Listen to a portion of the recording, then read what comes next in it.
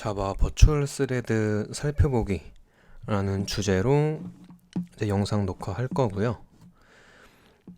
아무래도 일단 이 버추얼 스레드라는 게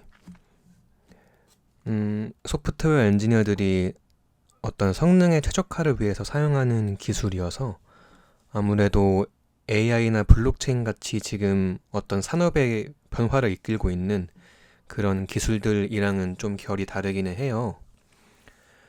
그래서 IT 쪽 직무가 아니신 분들한테는 이렇게 성능의 최적화를 위한 그런 기술들도 많이 발전되고 연구가 되고 있구나 라는 시간이 됐으면 좋겠고, IT 쪽 직무를 하고 계신 분들 중에 만약에 이런 버추얼 스레드 같은 개념을 처음 접해 보시는 분들이라면 나중에 담당하시는 서비스에서 뭔가 처리량을 높여야 되는 그런 미션이 주어졌을 때 이 버추얼 스레드도 하나의 옵션으로 좀 고려해 볼 수 있는 그런 시간이 됐으면 좋겠습니다. 그래서 이번 영상은요, 이 스레드라는 게 어떤 건지, 그리고 자바라는 프로그래밍 언어를 기반으로 하는 플랫폼에서 그전에 어떤 컨셉을 가진 어떤 모델을 쓰고 있었고 이게 어떤 한계가 있었는지, 그리고 그걸 바탕으로 버추얼 스레드라는 기술이 어떤 걸 목적으로 나온 기술인지, 내부적으로는 어떻게 굴러가는지에 대해서 소개를 하고요. 좀 자체적으로 버추얼 스레드를 테스트한 내용이랑 사용 시의 주의사항에 대해서 말씀드리면서 이번 영상 마무리하도록 하겠습니다. 먼저 스레드가 뭐냐부터 시작을 할 텐데요. 저희가 컴퓨터에서 카톡이나 워드 같은 프로그램들을 실행하게 되면은 얘네들이 컴퓨터상에는 좀 하나의 독립된 실행 단위들로 이제 운영이 되는데 이거를 프로세스라고 불러요. 우측에 있는 그림 보시면은 이 하나의 프로세스가 여러 개의 세부 작업들로 쪼개질 수가 있고 이 각각의 세부 작업들을 스레드 라고 부릅니다. 좀 더 컴퓨터적인 관점에서 얘기를 해보면 이 각각의 세부 작업들, 이 스레드가 컴퓨터 위에서는 CPU라고 불리는 특정한 작업대 위에 올라가서 수행이 된다, 이렇게 말을 할 수가 있고요.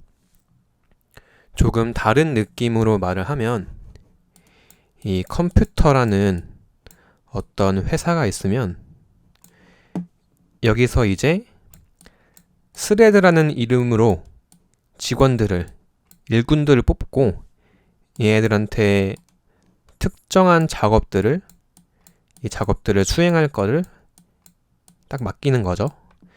근데 이 스레드라는 직원들이 이 주어진 작업을 수행할 때는 이 CPU라고 불리는 작업대 위에 올라가서 자기가 맡은 작업들을 수행한다, 이렇게 이해할 수도 있겠습니다.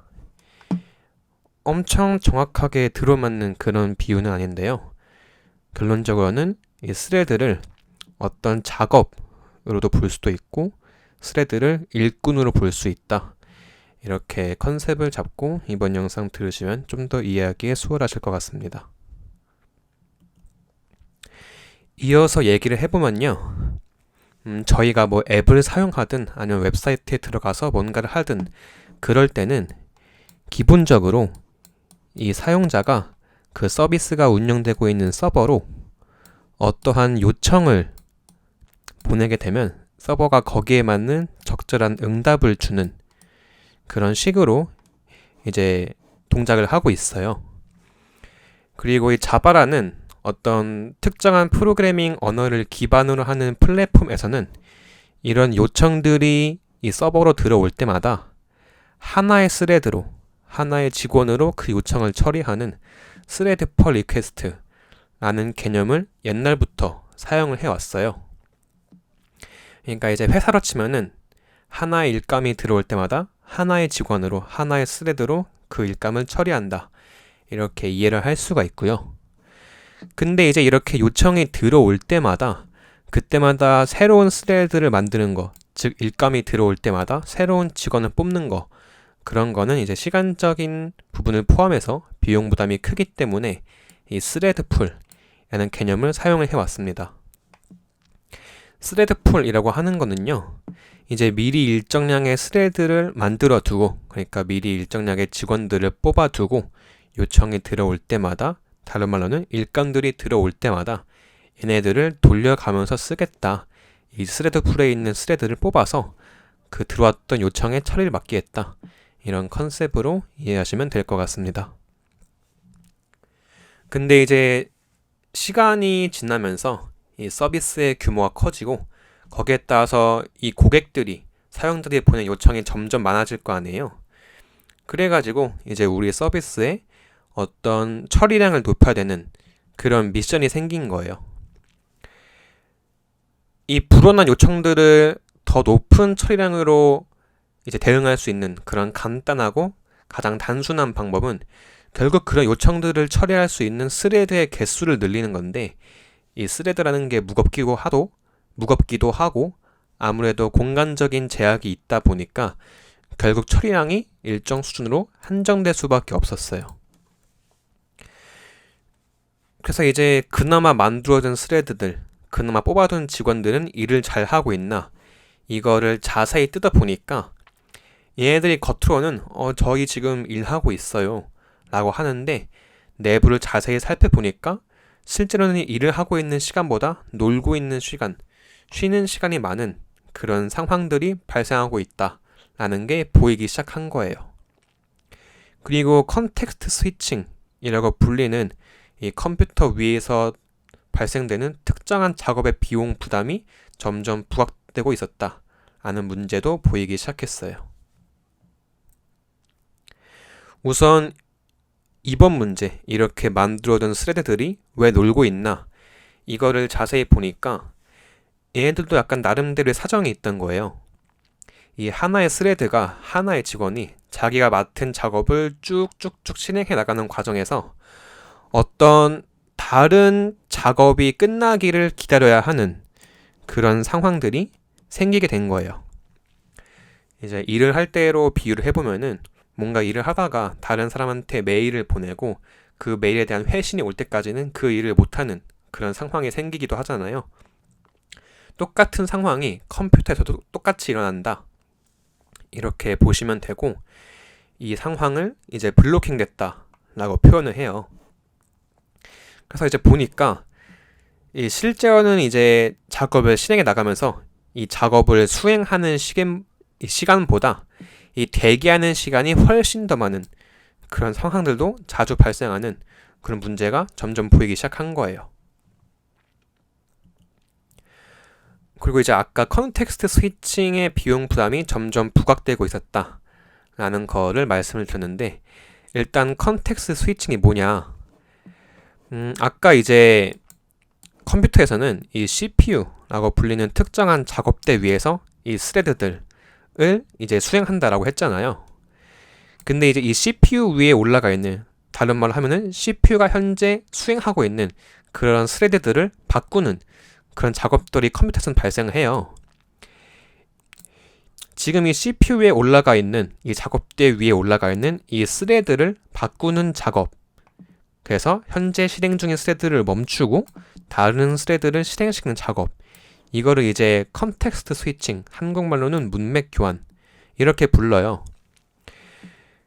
그래서 이제 그럼 지금 CPU 위에 올라가 있는 작업은 이제 실행을 중단하고 다른 스레드를 올려서 그 스레드를 실행해야 하기 때문에 내가 지금 중단한 작업은 어디까지 실행했는지를 기록을 하고, 이제 CPU 위로 올려가지고 새로 실행할 작업은 이제 어디까지 실행했는지, 기존에 어디까지 실행했는지를 복구를 하는 그런 시간이 있기 때문에 이 컨텍스트 스위칭은 약간의 시간이 필요한 그런 작업이라고 볼 수가 있어요.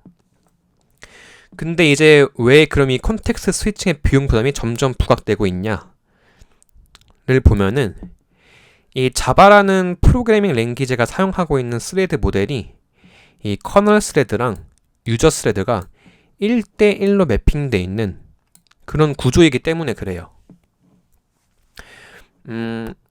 정확히 들어맞는 비유는 아닌데, 아까 제가 스레드를 컴퓨터라는 회사가 뽑은 어떤 직원이다 이렇게 말씀을 드렸잖아요. 그래서 이제 보시면은 이 스레드가 종류가 두 개 있어요. OS 스레드가 있고 유저 스레드가 있는데, 이 OS 스레드가 아까 말씀드렸던 그 스레드는 직원이다 할 때의 그 직원에 해당하는 개념이라고 보시면 되고, 이 유저 스레드가 그 직원이 수행해야 하는 작업이다 이렇게 보시면 될 것 같습니다. 엄청 정확히 들어맞는 비유는 아까 말씀드린 것처럼 아니긴 한데요. 네, 이렇게 이해하고 넘어가시면 될 것 같습니다. 아무튼간 그렇기 때문에 이 스레드 간의 컨텍스트 스위칭이 커널 레벨에서 수행된다 라는 특징이 있어요. 이게 어떤 의미인지는 제가 뒤에서 다시 한번 말씀을 드리겠습니다. 아무튼 그렇기 때문에 이 컨텍스트 스위칭의 비용 부담이 점점 부각되고 있다. 네, 그렇게 이해하고 넘어가시면 될 것 같습니다. 아무튼 뭐 이런 문제들이 있던 거고, 어쨌거나 저쨌거나 저희한테 주어진 미션은 우리 애플리케이션의 처리량을 높이는 거예요. 아까 말씀드린 대로 가장 쉬운 방법은 이 요청들을 처리할 수 있는 스레드의 개수를 늘리는 거인데, 공간적인 한계가 존재하기 때문에 다른 방법을 구상해야 했던 거예요.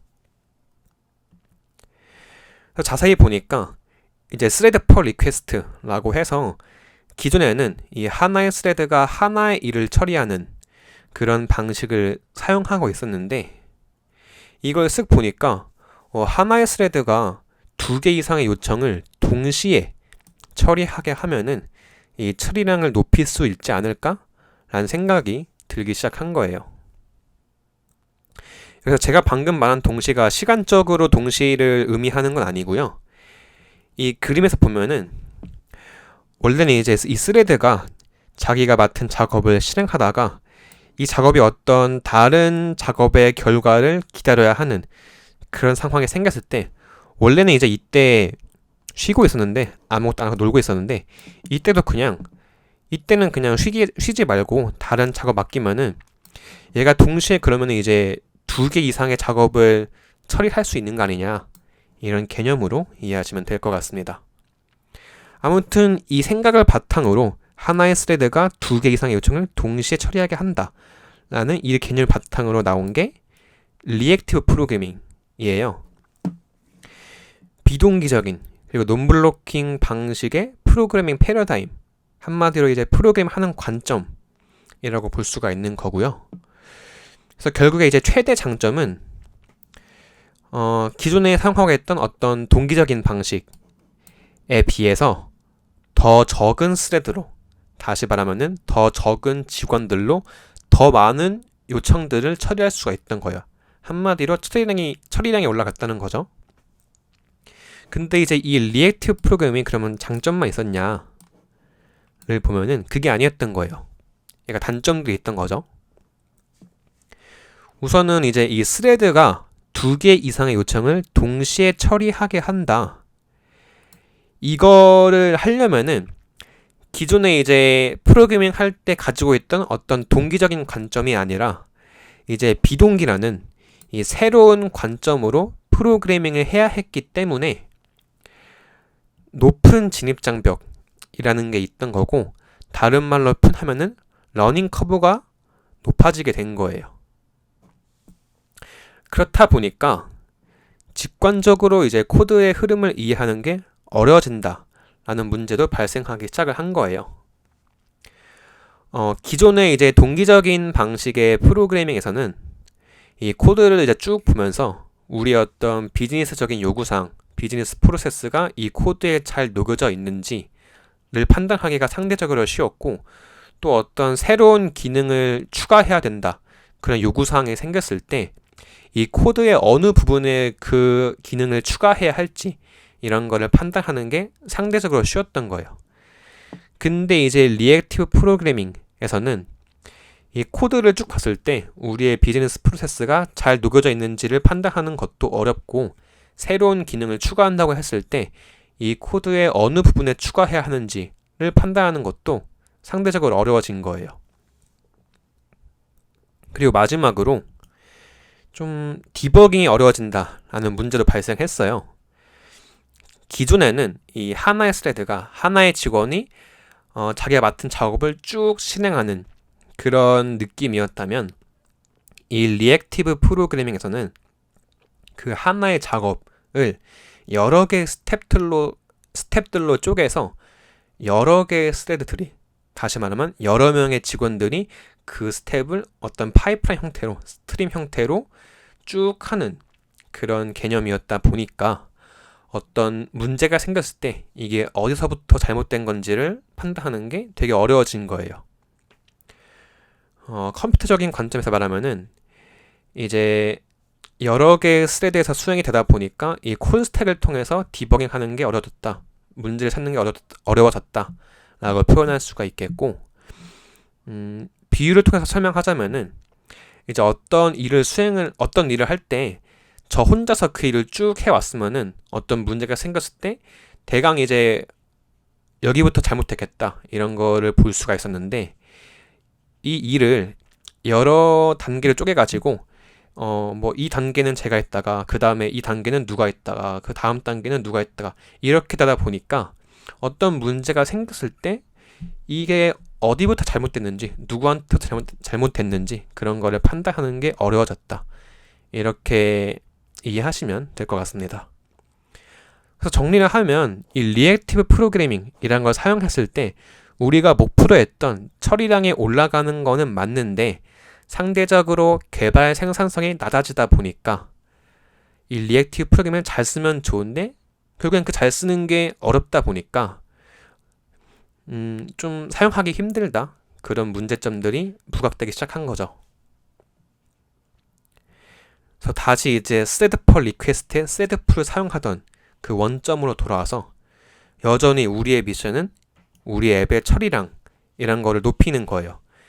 근데 이제 여기에 한 스푼을 더 끼얹어 가지고 기존에 쓰던 어떤 동기적인 방식의 코드 흐름을 유지하고 싶은 그런 니즈가 생긴 거예요.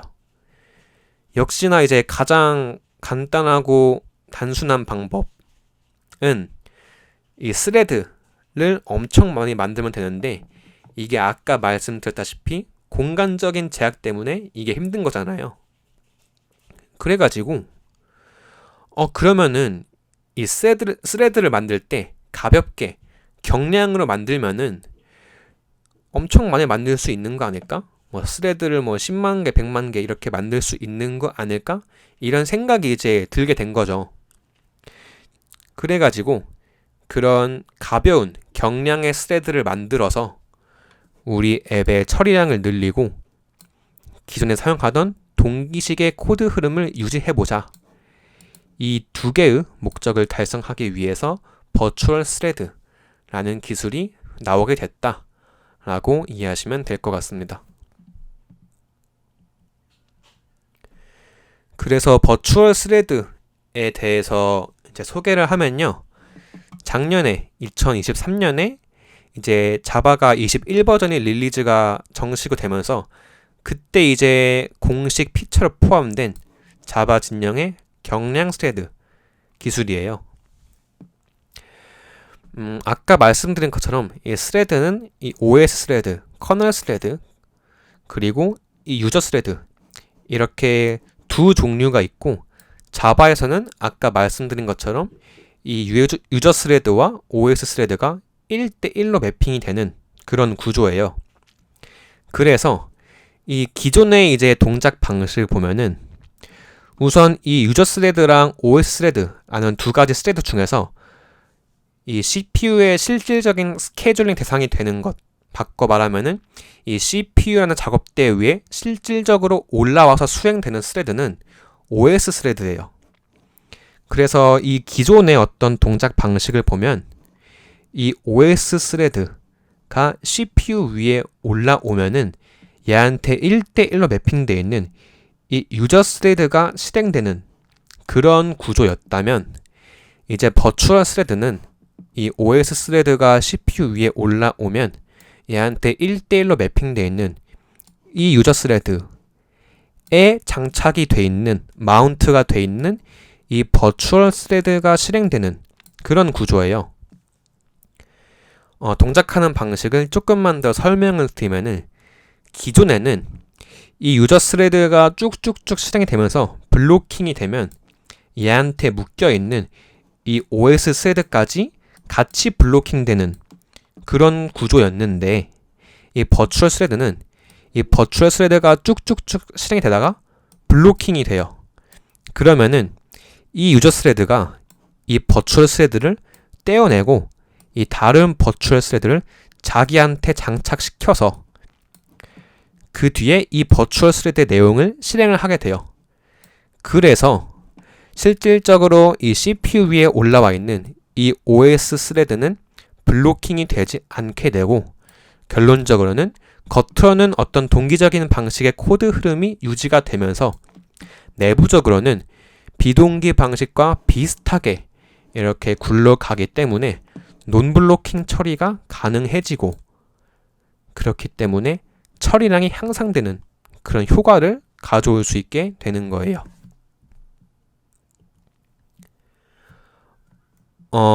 이 방금 말씀드린 거에서 이 버추얼 스레드가 장착되는 이 캐리어 스레드, 유저 스레드예요. 이 캐리어 스레드를 집주인에 빗대고 이 버추얼 스레드를 세입자에 빗대면은 이 동작 방식을 이렇게도 표현할 수가 있어요.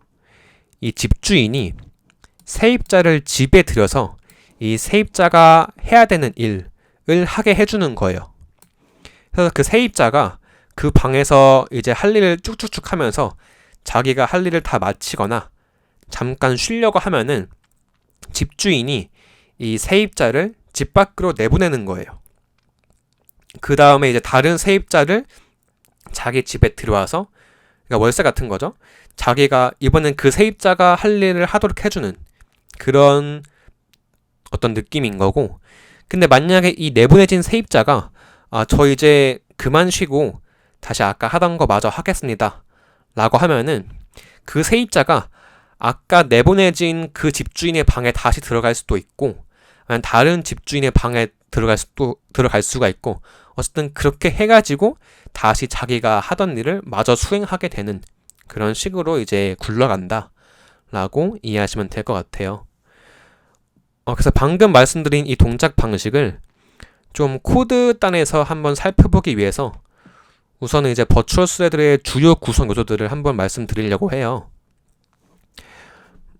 우선 이 캐리어 스레드, 집주인이죠. 이 버추얼 스레드라는 세입자들이 마운트를 해서 장착돼서 실행되는 실질적인 스레드, 버추얼 스레드들이 일할 방을 가지고 있는 실질적인 집주인이라고 보시면 되고요. 이 컨티뉴에이션이라고 하는 거는 이 버추얼 스레드들이 이제 방 안에 들어가서 해야 되는 작업이 있잖아요. 그 작업, 그리고 그 작업들을 어디까지 수행했는지 어떤 그런 상태 정보, 이런 게 들어있는 객체다 라고 보시면 될 것 같습니다. 이 포크 조인 풀이라고 하는 거는 이제 버추얼 스레드들을 스케줄링하는 그런 객체다 라고 이제 보시면 되는데, 이 스케줄링이라고 하는 거는 아까 제가 컨텍스트 스위칭, 잠시만요. 이 컨텍스트 스위칭을 설명할 때 이 CPU랑 작업대 위에 이제 이 스레드들이 올라가 있는데, 얘네들이 이제 이 CPU 위에 올라가 있는 스레드가 바뀌는 그런 작업들이 이제 계속 발생하고 있다라고 말씀을 드렸는데, 그럼 이 CPU 위에 이 스레드들이 어떤 순서대로 올라갈 거냐, 이런 거를 정하는 거를 스케줄링이라고 하거든요. 그래서 버추얼 스레드의 스케줄링도 그런 스케줄링과 동일한 그런 개념으로 이해하고 넘어가시면 될 것 같습니다. 아무튼 그래서 이제 버추얼 스레드가 그러면 스타트가 딱 돼가지고 이 캐리어 스레드에, 그러니까 이제 집주인의 마운트되는 그런 과정을 한번 코드 레벨에서 보려고 해요. 우선 버추얼 스레드가 스타트가 딱 되면은 아까 말씀드렸던 그 버추얼 스레드들의 스케줄링을 담당하는 포크 조인 풀이라고 불리는 애가 이 버추얼 스레드가 달라붙을 적절한 캐리어 스레드를 하나 골라줘요.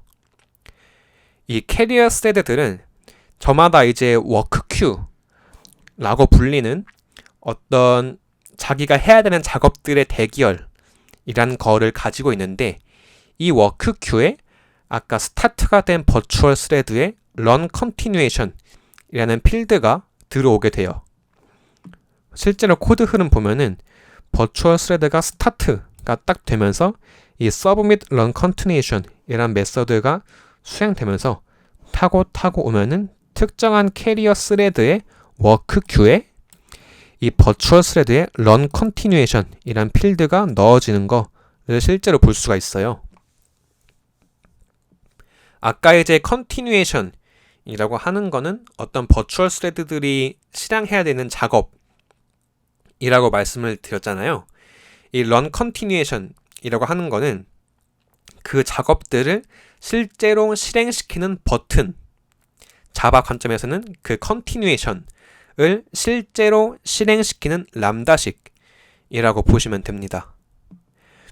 아무튼 그렇게 워크 큐에 run continuation이 들어온 다음에 그럼 나중에 이제 이 워크 큐가 그 캐리어 스레드가 자기의 워크 큐 안에 들어있는 그 run continuation들을 꺼내가지고 그 run continuation을 가지고 있는 버추얼 스레드랑 그 캐리어 스레드랑 만투가 돼서 장착이 돼서 이제 실행하는 그런 모습도 코드단에서 볼 수가 있습니다.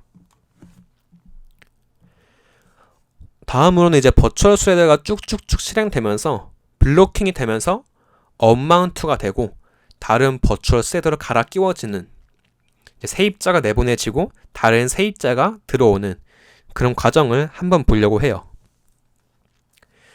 그 세입자랑 집주인 비유를 하면서 이제 세입자가 자기가 이제 어떤 방에 들어와서 일을 쭉쭉쭉 하고 있다가 이제 잠깐 쉬려고 하니까 내보내졌어요. 근데 조금 시간 지난 다음에 자기가 이제 하던 일을 마저 하고 싶다라고 하면은 이제 원래 쓰던 방의 집주인 방에 다시 들어가거나 아니면은 다른 집주인의 방에 다시 들어가거나 어쨌든 어느 방에 들어가든 아까 자기가 하고 있던 일을 다시 이어서 하려면은 자기가 내보내기 직전에 그 방에서 사용하고 있던 어떤 방의 구조나 가구의 배치, 뭐 책상 위에 내가 어떤 걸 두고 있었는지 이런 것들을 그대로 이제 새로 작업을 이어서 할 그 방에 복구를 해야 하잖아요. 그래가지고 이 세입자가 이제 원래 작업하던 방에서 내보내지기 전에 어떤 그 방의 구조나 가구 배치 이런 것들을 복사해가지고 다른 데에 두고 있다가 이제 다시 새로운 방에 들어가면은 그 복사해 둔 그런 어떤 데이터 그런 거를 다시 새로 들어온 방에 복구를 해서 중단된 지점부터, 그러니까 작업을 멈춘 지점부터 다시 그 작업을 수행해 나간다. 그런 개념으로 보시면 되거든요. 그래서 코드를 보시면은 이 블로킹 됐을 때 이 파크 메서드가 호출되면서 내부적으로 타고 오면은 이 doIld라고 불리는 이 네이티브 메서드가 호출이 되고, 이 doIld가 내부적으로 자바 네이티브 인터페이스를 타고 들어와서 이 JVM 단까지 내려와서 memcopy라고 불리는 C 언어로 작성된 이 함수를 호출하는 것을 볼 수가 있어요. 이 memcopy는 이 버추얼 스레드가 사용하고 있던 스택 프레임, 바꿔 말하면은 그 방의 구조나 가구의 배치 이런 것들을 메모리의 힙이라고 불리는 영역에 복사해 두는 그런 기능을 한다라고 이해하시면 돼요. 아무튼 이렇게 버추얼 스레드가 자기가 사용하고 있던 스택 프레임을 힙에다가 저장을 하고 그렇게 되면서 언마운트가 된다, 한마디로 떼어진다 이렇게 보시면 되고, 그 뒤에 이제 캐리어 스레드는 자기의 워크 큐 안에 들어있는 다른 버추얼 스레드의 run continuation을 꺼내서 이번엔 걔랑 마운트 돼가지고 수행한다 라고 보시면 될 것 같습니다.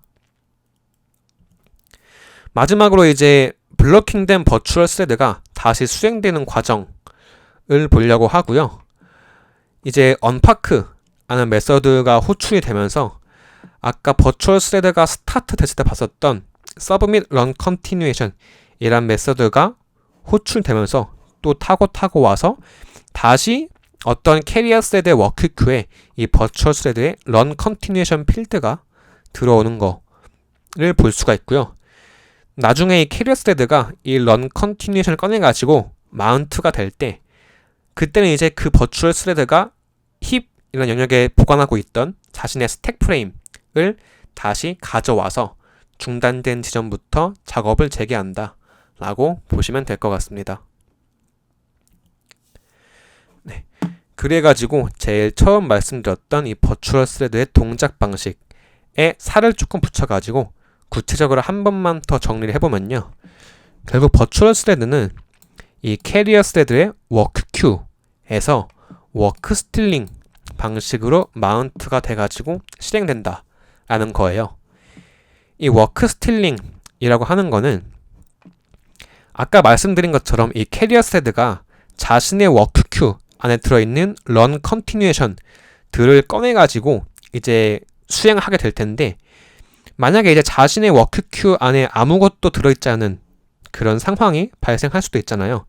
그때는 다른 캐리어 스레드의 워크 큐에 있는 런 컨티뉴에이션들을 가져와서 훔쳐와서 수행하기 때문에 워크 스틸링이라고 표현한다 라고 보시면 돼요. 아무튼 그렇게 마운트된 버추얼 스레드들이 쭉쭉쭉 실행되다가 실행이 끝나면 다른 버추얼 스레드로 갈아 끼워지게 되고, 만약에 쭉쭉쭉 실행되다가 블로킹이 됐다 라고 하면은 현재까지의 실행 정보, 즉 스택 프레임, 풀어 말하면은 얘가 사용하고 있던 어떤 가구들의 배치, 방해 구조, 컴퓨터적인 관점에서 좀만 더 말하면은 이 CPU 안에 있는 PC 레지스터의 값, 이런 것들도 스택 프레임에 같이 뭉쳐가지고 메모리의 힙이라고 불리는 영역에 복사를 해두고요. 그러면서 이제 다른 버추얼 스레드로 갈아 끼워지는 그런 형태로 동작하게 됩니다. 블로킹이 끝나면은 다른 캐리어 스레드의 워크 큐에 다시 들어가는 그런 그런 과정이 발생하게 되고요. 나중에 마운트 돼가지고 수행될 때는 아까 힙에다가 복사해뒀던 그 스택 프레임을 다시 불러와서 중단된 지점부터 실행을 재개한다 라고 이해하시면 되겠습니다. 그래가지고 장점이 이제 뭐가 있는지를 볼 거예요. 일단은 경량 스레드이기 때문에 기존 스레드에 비해서 가볍다 라는 장점이 있고요. 여기서는 이제 좀만 비유를 해가지고 이제 설명을 드릴게요. 제가 아까 말씀드린 것처럼 이 CPU라고 불리는 작업대 위에 이제 스레드가 올라와서 수행된다 라고 했잖아요. 이거를 이 CPU 위에 이 스레드라는 이 사람이 올라와서 어떤 자기가 해야 되는 작업들을 수행하는 그런 과정이라고 볼 수가 있어요. 여긴 똑같은 거를 그려놓을게요. 잠시만요. 이 왼쪽에 있는 게 기존 스레드 방식이고, 오른쪽에 있는 게 이제 버추얼 스레드 방식을 설명하는 그런 그림이라고 보시면 돼요.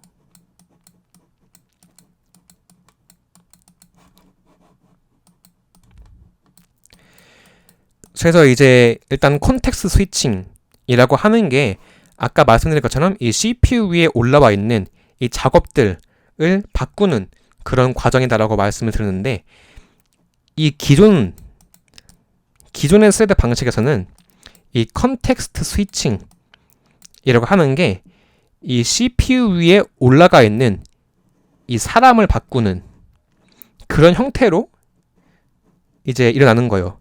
한마디로 얘가 이제 내려오고 얘가 올라오는. 근데 버추얼 스레드는 이 컨텍스트 스위칭이 이 사람은 가만히 있는데 이 사람이 이 CPU 위에서 하고 있는, 이 사람은 가만히 있는데 이 사람이 이 CPU에서 하고 있는 작업, 얘네들만 바뀌는 거예요. 그래서 단순하게 생각해보면은 결국에 동일해요. 이 CPU 위에서 이제 벌어지고 있는 작업이 바뀌는 그거는 이제 왼쪽이랑 오른쪽 똑같은데, 근데 이제 CPU 위에 올라가 있는 사람이 바뀌는 게 더 오래 걸리냐, 아니면 이제 CPU 위에 올라가 있는 사람은 그대로 있는데 이 사람이 작업하고 있는 내용이 바뀌는 게 오래 걸리냐, 이거를 보면은 이 오른쪽에 있는 게 딱 봐도 뭔가 더 빨라 보이잖아요. 그래가지고 이 버추얼 스레드를 쓰면은 이 컨텍스트 스위칭에 드는 시간이 좀 더 적어진다 하는 그런 장점이 있어요. 뭐 유저 레벨, 뭐 커널 레벨 이런 얘기를 하고 있는데, 이 CPU 위에 올라가 있는 사람이 바뀐다, 이거를 이제 커널 레벨에서 컨텍스트 스위칭이 일어난다, 이렇게 보시면 되고, 이 CPU에 올라가 있는 사람은 그대로 있는데 이 사람이 하고 있는 작업만 바뀐다, 이거를 이제 유저 레벨에서 컨텍스트 스위칭이 일어난다, 이렇게 보시면 될 것 같아요. 아무튼 그래서 CPU에 올라가 있는 사람이 바뀌는 것보다 CPU에 올라가 있는 사람은 그대로 있고 그 사람이 작업하는 내용이 바뀌는 게 더 시간이 적게 들기 때문에 이 컨텍스트 스위칭 비용이 적어진다 하는 그런 장점이 있는 겁니다.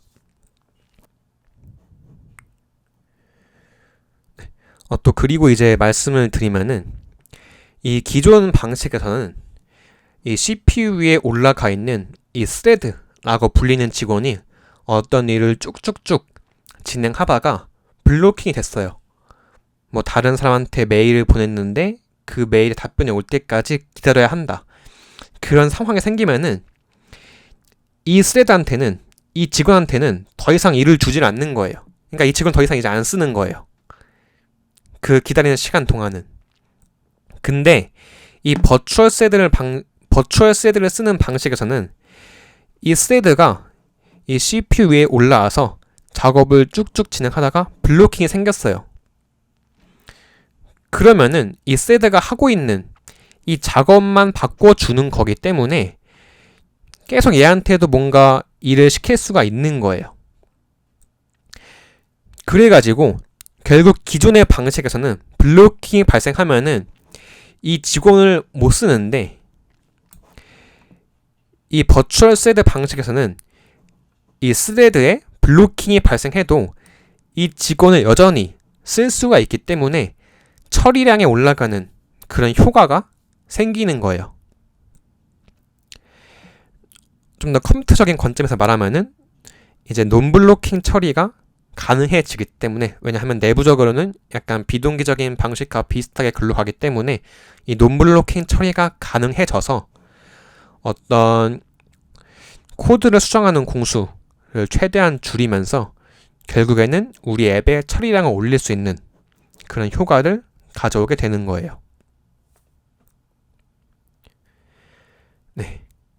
그래서 여기까지 이제 버추얼 스레드의 개념, 그리고 원리, 이런 거에 대한 얘기를 끝냈고, 이제는 그래서 이 버추얼 스레드의 장점, 이 콘텍스트 스위칭이 정말 유저 레벨에서 발생하는지, 그리고 정말 처리량에 올라가는지, 이런 거를 테스트했던 내용을 같이 좀 얘기를 해볼까 해요. 우선 이제 컨텍스트 스위칭을 테스트할 때 일단 가장 좋은 방법은 기존 스레드를 사용했을 때 발생하는 컨텍스트 스위칭 시간, 그리고 버추얼 스레드를 사용했을 때 발생하는 컨텍스트 스위칭 시간, 이 둘을 측정해서 비교를 하면은 가장 정확한 테스트가 되겠지만, 이 컨텍스트 스위칭 시간 측정하는 거를 어떻게 하는지를 잘 모르겠더라고요. 그래가지고 좀 간접적으로 이 컨텍스트 스위칭이 정말 유저 랩에서 발생하는지 알 수 있는 다른 방법을 좀 써봤어요. 우선 일단 코드를 보시면은 스레드를 200개를 만들어요. 그리고 이 200개의 스레드 각각이 10밀리초 동안 슬립하는 그런 작업을 100번을 반복을 시켜가지고 최대한 컨텍스트 스위칭이 많이 발생하게끔 그런 코드를 짜봤어요.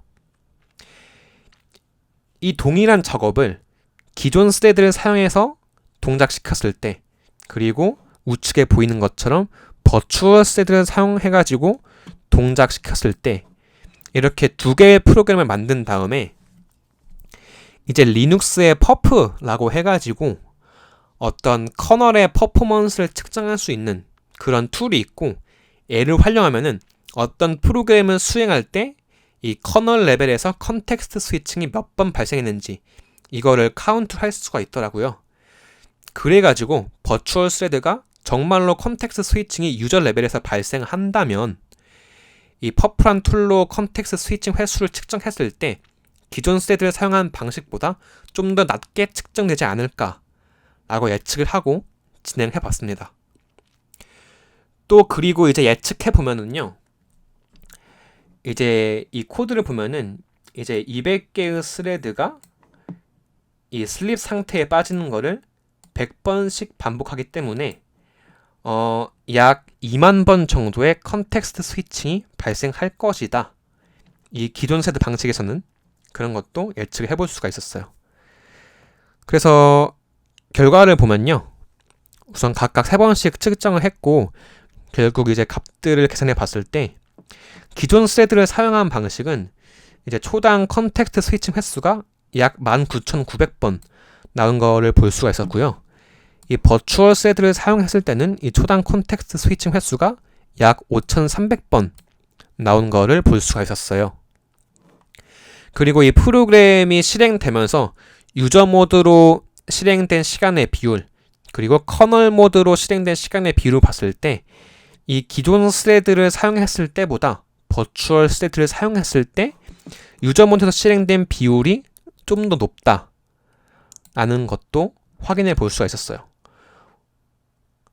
그래서 이걸 통해서 결론적으로는 정말 버추얼 스레드를 사용하면은 이 컨텍스트 스위칭이라는 게 유저 레벨에서 발생하기 때문에 이 퍼프로 측정한 컨텍스트 스위칭의 횟수도 낮게 나오고, 왜냐하면은 퍼프는 아까 말씀드린 것처럼 커널 레벨에서 발생한 컨텍스트 스위칭 횟수만 재기 때문에, 그리고 이 유저 모드에서 발생한 이 시간의 비율이 높아진 거로 미루어 봐서 정말 컨텍스트 스위칭이 유저 레벨에서 발생하는구나, 이런 거를 확인해 볼 수가 있었습니다. 그리고 이걸 통해서 그러면 정말 컨텍스트 스위칭에 드는 어떤 비용 부담이 적어지는 그런 효과를 가져올 수 있겠다라는 것도 볼 수가 있었습니다. 네, 다음으로는 처리량 테스트고요. 코드에 보이는 것처럼 API를 2개를 만들었어요. 그래서 첫 번째 API를 보시면은 500mC씩 2번 자해가지고 약간 어떤 비즈니스 로직을 처리할 때 IO 작업이 많이 발생하는 그런 상황을 가정한 거고요. 밑에 있는 거는 0부터 1억까지 연산하는 거를 2번 반복시켜가지고 어떤 비즈니스 로직을 처리하는데 CPU 연산이 많이 드는 그런 상황을 가정해서 이 각각의 상황들의 이제 부하 테스트를 줬을 때 기존 스레드로 만든 방식과 버추얼 스레드로 만든 방식에서 어떤 게 좀 더 처리량이 높게 나올까, 이런 거를 보려고 했던 거예요. 네. 실제로 이제 AWS에 이제 EC2 하나를 올려가지고 수행을 했고, 네, 각각 3번씩 측정을 했습니다. 먼저 이 IO 바운드 상황에 대한 처리량 테스트 결과를 보면요, 우선 각각 3번씩 측정해서 이렇게 그래프를 그려봤어요. 물론 간단한 코드를 가지고 테스트를 한 거기 때문에 이 테스트 결과가 어떤 프로덕션 레벨에서의 결과를 대변한다 라고 할 수는 없지만, 우선 결과를 해석해 보면은 이 버추얼 스레드가 아까 말씀드린 것처럼 이 블락킹 될 때는 내부적으로 이제 비동기와 비슷하게 굴러가고, 그걸 토대로 논블로킹 처리가 가능해지기 때문에 이런 IO 요청들이 많은 상황에서는 버추얼 스레드가 기존 스레드에 비해서 좀 더 처리량이 높게 나오는 그런 모습을 확인해 볼 수가 있었고요. 이 코드를 보면은 제가 이제 500mC씩 2번 해서 총 1초 동안 슬립을 하게 했잖아요. 그 제가 이제 스프링부트에 내장돼 있는 톰캣의 설정을 따로 건드리지 않았기 때문에 이 톰캣의 스레드풀 사이즈는 디폴트 값인 200으로 만들어져 있는 상태예요. 그렇다 보니까 이 기존 스레드 방식의 이 TPS가 200 가까이는 올라오지만 200을 넘지는 못하는 네, 그런 상황이 발생하고 있다라는 것도 같이 볼 수가 있었습니다. 네, 두 번째로는 이 CPU 바운드 상황에서의 이 처리량 테스트 결과고요. 아까 말씀드린 대로 이 테스트 결과가 어떤 프로덕션 레벨에서의 결과를 대변하는 건 아니지만 그래도 결과를 놓고 보면은 이번엔 버추얼 스레드의 처리량이 기존 스레드보다 조금 더 낮게 나오는 그런 거를 볼 수가 있었어요. 뒤에서 한 번 더 설명드리겠지만 어떤 작업을 실행하는데 드는 비용 그 자체는 기존 스레드가 버추얼 스레드보다 조금 더 저렴하기 때문에 어떤 작업을 수행하는데 블로킹 되지 않는 이런 CPU 바운드 같은 상황에서는 버추얼 스레드를 사용하는 게 오히려 안티 패턴이 될 수 있다라는 것도 알아볼 수가 있었습니다. 네, 다음으로는 이 버추얼 스레드를 사용할 때 어떤 거를 주의해야 되냐 이거를 이제 보려고 해요. 이제 핀드 현상이라고 해가지고 일단 아까 제가 말씀드린 게 버추얼 스레드는 캐리어 스레드에 마운트 돼가지고 실행이 쭉쭉쭉 되다가 블로킹이 생기면은 다른 버추얼 스레드로 갈아 끼워지는 그런 과정이 발생한다라고 말씀을 드렸는데 이 버추얼 스레드가 캐리어 스레드에 마운트 된 상태로 고정이 돼가지고 이 핀 돼가지고 블로킹이 발생해도 이 다른 버추얼 스레드로 갈아 끼워지지 못하는 그런 상황들이 발생을 해요. 이제 구체적으로는 버추얼 스레드에서 싱크로나이즈 블럭이나 네이티브 메소드라는 거를 사용했을 때 이 현상이 지금 발생하고 있어요. 그래서 이것도 간단하게 테스트를 한번 해봤는데요. 우선 이 메소드를 보시면은 현재 스레드의 정보를 한번 로그를 찍고요. 그 다음에 2초 동안 대기했다가 마지막에 다시 한번 현재 스레드의 정보를 출력하고 있는 그런 메소드고요. 이 메서드를 실행하는 이 버추얼 스레드를 두 개 만들어 가지고 실행을 시킬 거예요. 근데 이제 한쪽에서는 이 메서드를 그냥 이렇게 뒀을 때 그때 한번 테스트를 해보고요. 한쪽에서는 이 메서드를 싱크로나이즈로 묶은 다음에 실행해 볼 거예요. 하며 전자는 이 왼쪽에 있는 거는 피닝 현상이 발생하지 않을 때에 대한 테스트인 거고요. 이 우측에 있는 게 피닝 현상이 발생했을 때에 대한 테스트라고 보시면 될 것 같아요. 그리고 이 테스트를 진행할 때 캐리어 스레드가 이제 여러 개가 만들어질 수가 있는데 제가 만든 이 두 개의 버추얼 스레드가 서로 다른 캐리어 스레드에 마운트 돼가지고 실행이 된다 라고 하면은 사실상 이 테스트를 하는 의미가 없기 때문에 이 우측에 보이는 이 옵션들을 줘가지고 캐리어 스레드가 하나만 만들어지게끔 설정한 상태에서 이 테스트를 진행해 봤습니다. 네. 먼저 피닝 현상이 발생하지 않았을 때에 대한 테스트고요. 우선 첫 번째 버추얼 스레드가 이제 로그를 출력을 했어요. 그 다음에 이 첫 번째 버추얼 스레드가 2초 동안 슬립에 빠지면서 두 번째 버추얼 스레드로 갈아 끼워지게 될 거예요. 그래가지고 이 두 번째 버추얼 스레드가 자신의 현재 스레드 상태를 로그를 찍은 다음에 마찬가지로 2초 동안 슬립에 들어갔어요.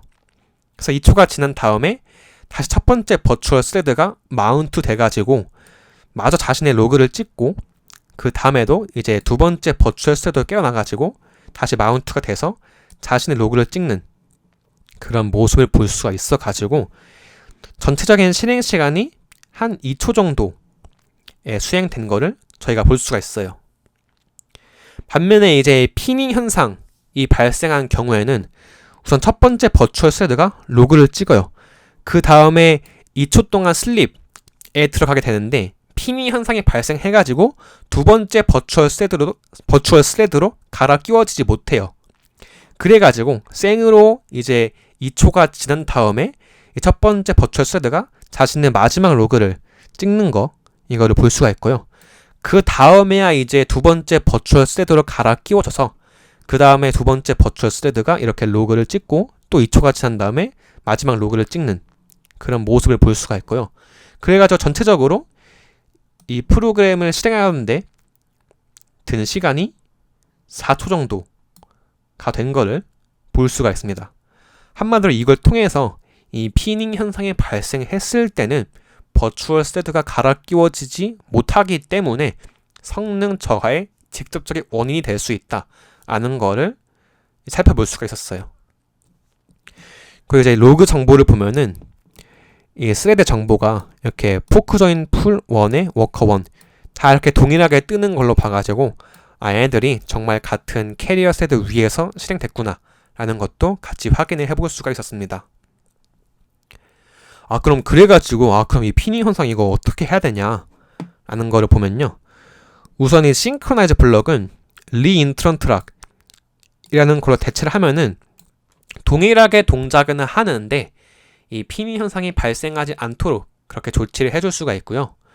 현재로서는 그리고 이 네이티브 메서드는 최대한 지양해라 이거를 권장하고 있다고 합니다. 현재 이제 실제로 자바랑 연계되고 있는 많은 라이브러리나 프레임워크들이 내부적으로 가지고 있는 싱크로나이즈를 리인트런트락으로 교체하는 작업을 진행을 하고 있어요.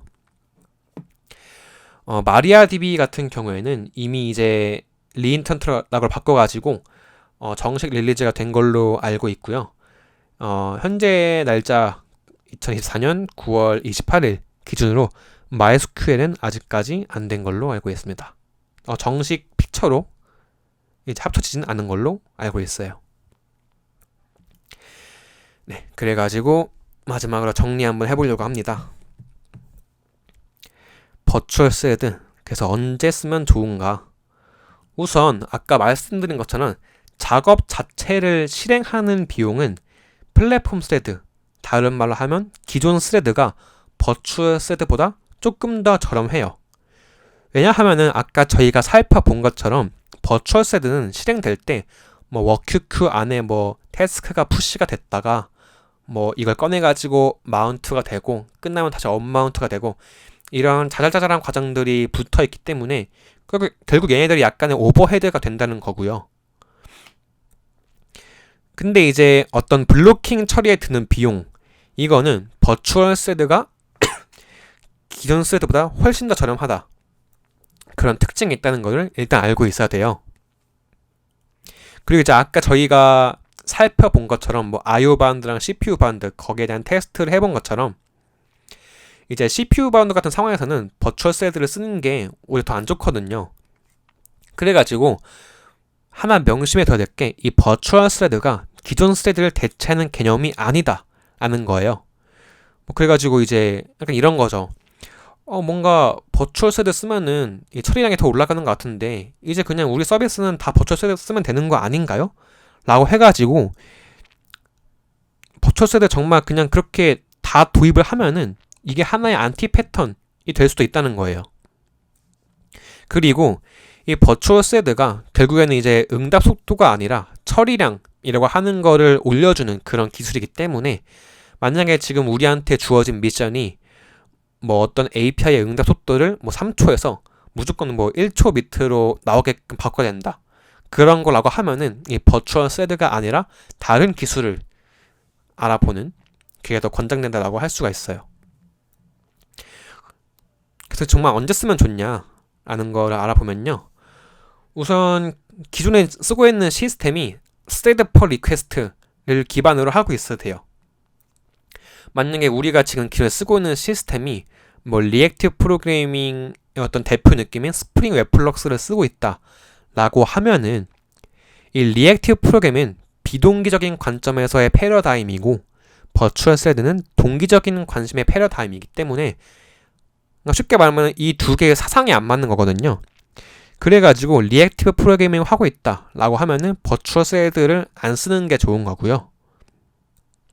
만약에 우리가 스레드 퍼 리퀘스트를 사용하고 있다 라고 하면은 버추얼 스레드를 한번 도입해보는 것을 고려할 수가 있겠죠.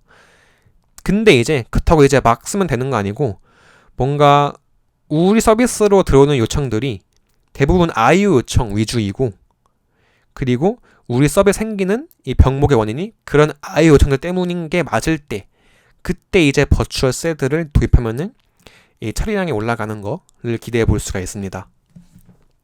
반면에 아니다, 우리 서비스는 IO 요청보다는 뭔가 CPU 연산을 하는 그런 작업들이 많이 진행되고 있다, 많이 수행되고 있다 라고 하면은 버추얼 스레드를 사용하는 게 오히려 안티 패턴이 될 수 있다. 네, 이렇게 넘어갈 수가 있겠습니다. 그러면 버추얼 스레드를 정말 실제로 도입하게 됐을 때는 어떤 것들을 검토해 봐야 되냐? 우선은 저희가 아까 살펴봤던 그 피닝 현상, 핀드 현상에 실제로 발생할 수 있는 여지가 있는지 그런 것들을 봐야겠죠. 그래가지고 현재 우리 서비스가 사용하고 있는 코드, 아니면 현재 우리 서비스가 사용하고 있는 라이브러리나 프레임워크가 내부적으로 싱크로나이즈나 어떤 네이티브 메소드 이런 것들을 사용하고 있는지 이런 것들을 살펴봐야 해요. 이제 트레이스 핀드 스레즈 라는 옵션을 키면은 피닝 현상이 만약에 발생했을 때 로그를 통해서 어떤 메서드에서 이 피닝 현상이 발생했는지를 일단 알 수가 있고요. 근데 이제 만약에 이제 이 피닝 현상, 핀드 현상이 발생했다고 해도 그 발생한 구간에서 블로킹이 발생하지 않으면 그나마 괜찮은데, 만약에 이 피닝 현상이 발생한 구간에서 블로킹이 발생하고 있다. 네, 그땐 정말 위기이기 때문에 이 피닝 현상이 만약에 발생하는 곳이 있다면 그 구간에서 블로킹이 발생하고 있는지 이것도 검토할 필요가 있습니다. 그리고 이제 버추얼 스레드를 사용하게 되면은 어떻게 보면 이제 처리량이 올라가게 되고, 거기에 따라서 연계되고 있는 다른 서버, 다른 시스템으로 과도하게 트래픽을 전파하는 그런 상황이 발생할 수가 있어요. 예를 들어 가지고 내가 다른 원래 시스템으로 평소에는 요청을 10개씩 보냈는데 내가 처리량이 올라가면서 그 시스템으로 원래는 10개를 보냈지만 뭐 이제부터는 100개, 1000개, 만개, 10만개 이렇게 보내게 될 수가 있는 거예요. 한마디로 상대방도 그런 급격하게 늘어나는 요청들을 처리할 수 있는 그런 능력이 돼야 한다라는 얘기고, 아직까지는 이제 버추얼 스레드의 어떤 배합을 조절할 수 있는 그런 기능은 따로 없어요. 그래가지고 이제 현재는 이제 세마포를 통해서 이 배합을 조절하는 게 권장되고 있긴 하지만, 결국에는 이제 개발자들이 뭔가 아직 이 배합을 조절하는 기능이 없다 보니까 이 과도한 트래픽 전파를 우리가 발생시킬 수가 있구나, 이거를 인지하고 있어야 합니다. 특히 이제 DB 커넥션 같이 어떤 한정되어 있는 개수의 자원대 접근할 때는 내가 보낸 그 무수히 많은 요청들이 다 타임아웃이 나가지고 떨어질 수 있는 그런 상황들이 발생할 수도 있기 때문에 각별히 조심을 해야겠습니다. 그래서 이제 정리를 하면요, 결국 이제 버추얼 스레드를 실제로 도입하려면은 우리 서비스가 놓여진 인프라가 뒷받침될 수 있는지, 그리고 현재 우리가 사용 중인 어떤 라이브러리, 프레임워크 이런 것들이 충분히 대응할 수 있는지 이런 것들을 검토해 봐야 합니다. 네. 이상으로 영상 마치도록 하겠습니다.